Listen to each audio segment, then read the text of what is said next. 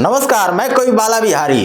बंगाल में भारतीय जनता पार्टी की प्रचंड जीत हुई है। जी हां, आप सही सुन रहे हैं। बंगाल में विधानसभा चुनाव होने से पहले एक और चुनाव हो रहा था जिसमें भारतीय जनता पार्टी की प्रचंड जीत हुई है। और आपको बता दें कि उसमें टीएमसी साफ हो गई है। 0 पर टीएमसी आउट हो गई, लेफ्ट 0 पर आउट हो गया और कांग्रेस 0 पर आउट हो गया।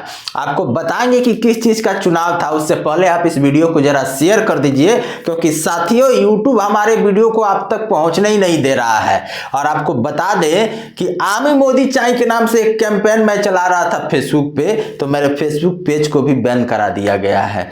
तो इसलिए हमारे वीडियो को आप लोग शेयर कीजिए ज्यादा से ज्यादा तक, ताकि जो लोग छूट चुके हैं वो फिर हमसे जुड़ सके। बता दें आपको कि नंदीग्राम में चुनाव हो रहा था। जी हाँ, ममता बनर्जी का गढ़ कहा जाने वाला नंदीग्राम में चुनाव हो रहा था और 9 सीटों पर चुनाव हो रहा था। और चुनाव था सहकारी कृषि विकास समिति का, जिसमें 9 सीटों पर चुनाव होने वाले थे और 9 की 9 सीट भारतीय जनता पार्टी के खाते में गई है।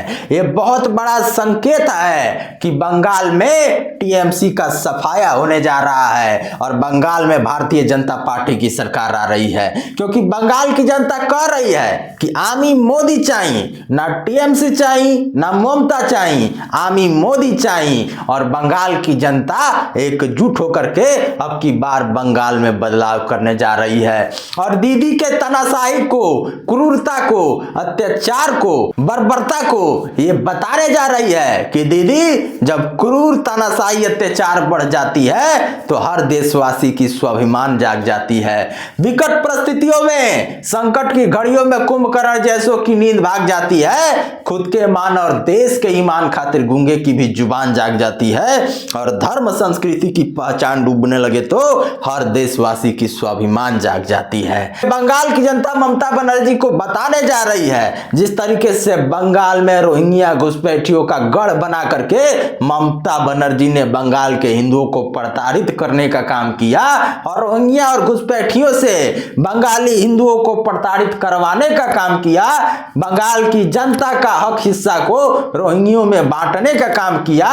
इन सभी पापों का दंड अब ममता बनर्जी को मिलने जा रहा है भाइयों, क्योंकि बंगाल की जनता अब सजग हो चुकी है, जाग चुकी है। और मैंने पहले भी कहा था साथियों, अगर बंगाल में सही से चुनाव हो, इलेक्शन कमीशन के एक एक चीजों पर निगरानी रख करके चुनाव हो, तो ममता बनर्जी मुखिया का भी चुनाव नहीं जीत सकती है। ये ममता दीदी हमेशा से दंगा करा के, बूथ लुटवा करके चुनाव जीतते आई है। ममता के गुंडे बंगाल के हिंदुओं को टॉर्चर करते हैं, उन पे दबाव बनाते हैं और जबरन टीएमसी को वोट देने पर मजबूर करते हैं। लेकिन अब की बार इलेक्शन कमीशन बहुत कड़क तरीके से कार्रवाई करते हुए, जिस तरीके से एसआईआर पर काम हो रहा है, उसी तरीके से एक एक चीजों पर ध्यान देते हुए सुरक्षित और सार्थक चुनाव करवाने जा रही है भाइयों। वो कहते हैं ना कि हर चीज का अंत होता है। अब ममता का पाप का घड़ा भी भर चुका है और ममता बनर्जी का भी अंत